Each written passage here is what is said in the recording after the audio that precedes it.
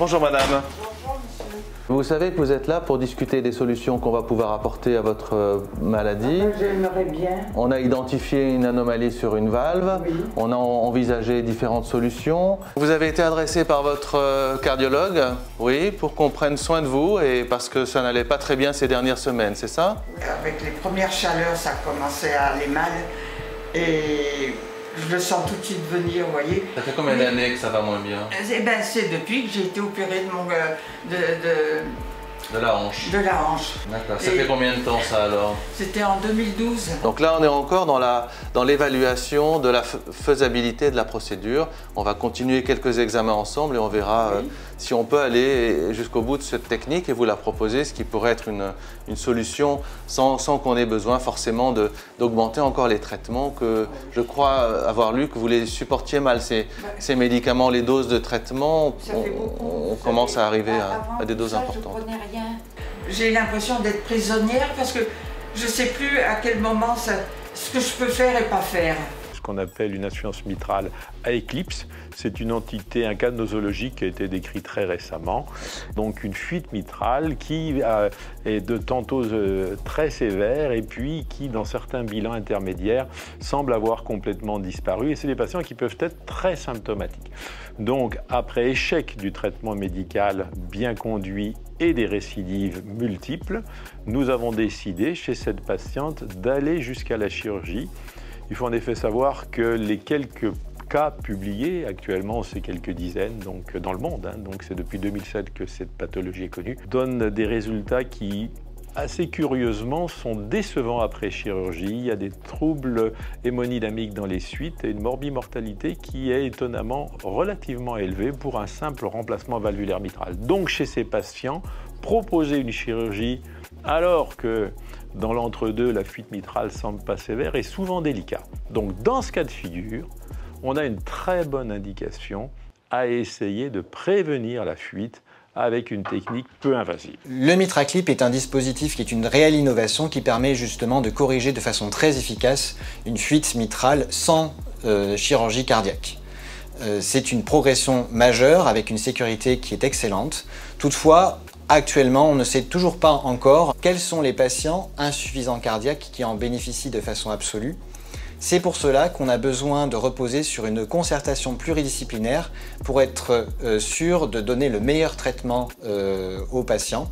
Un patient insuffisant cardiaque ne se résume pas à une fuite mitrale. Un patient insuffisant cardiaque, il a une fuite mitrale mais il a d'autres soucis et c'est important d'intégrer l'ensemble de ces paramètres pour mieux le traiter. Cette dame, en fait, elle pose la problématique d'une insuffisance mitrale qui fluctue en fonction des situations. Là, actuellement, quand on l'évalue dans les conditions de repos stables comme elle l'est hospitalisée, la fuite est peu sévère, avec une valve qui est néanmoins modérément remaniée. C'est pour ça que nous avons voulu la sensibiliser à un vasoconstricteur, l'éphédrine, qui a pu révéler une majoration très nette de la fuite mitrale, avec l'apparition d'une restriction importante de ces feuillets mitraux à l'origine de cette fuite et surtout avec un retentissement hémodynamique puisque est apparue une hypertension artérielle pulmonaire qui était très peu importante au départ avec un chiffre à 23 mm de mercure et qui est monté brutalement à 75 mm de mercure, ce qui atteste bien de la mauvaise tolérance de cette fuite.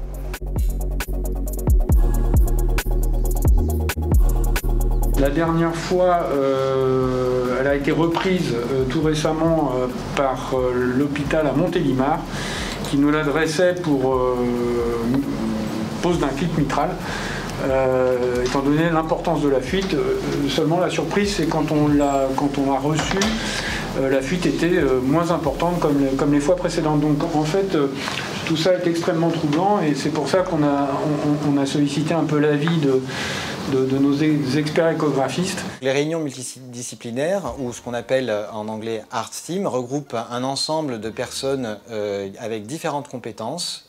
Nous progressons tous les jours en médecine et donc du coup, on devient de plus en plus experts et c'est important justement de mettre les cerveaux en commun pour prendre la meilleure décision pour le patient.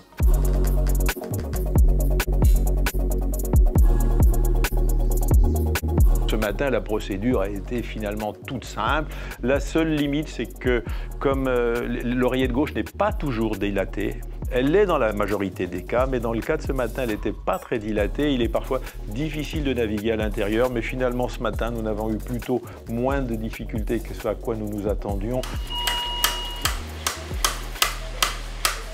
Je crois qu'il est passé. Ok. Alors, vous avez vu, le clip commence de sortir.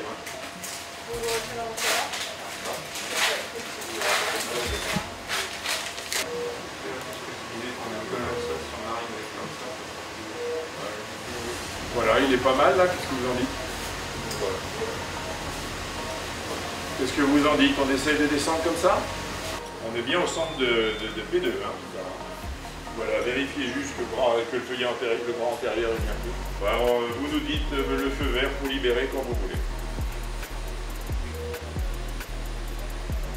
La procédure elle-même est multidisciplinaire, avec en particulier les imageurs. Et ça, c'est absolument fondamental, puisqu'ils remplacent les yeux du chirurgien lorsqu'on travaille le cœur ouvert.